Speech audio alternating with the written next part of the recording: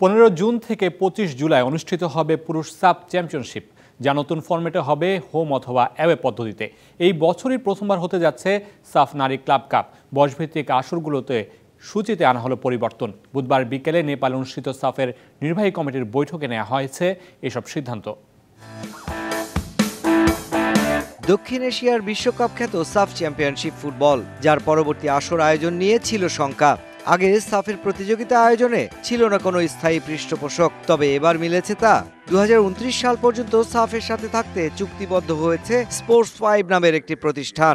EC committee approve করেছে যে আমাদের যে মার্কেটিং রাইটস সাথে যে এগ্রিমেন্টটা for the few tournaments including SAFF championship, SAFF women's championship, SAFF under 23 tournament আর সাফ ক্লাব কম্পিটিশনস।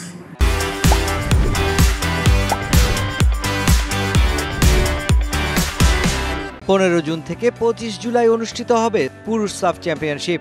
স্পন্সর প্রতিষ্ঠানের চাওয়া মতে তা হবে হোম অর অ্যাওয়ে ভিত্তিতে। আমরা খুব শিগগিরই এই মাসের মধ্যে সবগুলো চ্যান্সেলের সাথে কথা বলে হোম অর অ্যাওয়ে বেসিসে এই টুর্নামেন্টটা শুরু করব। ইন কেস যদি কোনো সমস্যা হয় যে হোম অর অ্যাওয়েতে এই বছরে যদি কোনো কারণে না হয়, তাহলে এটা সেন্ট্রালাইজ টুর্নামেন্ট হবে।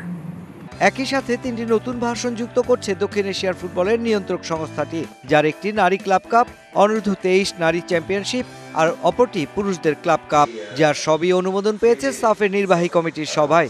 এসব উদ্যোগকে স্বাগত জানিয়েছে বাফুফে। রিজিনাল শক্তিমত্তা পরিচয় দেওয়ার জন্য প্ল্যাটফর্মটি হচ্ছে সাফ।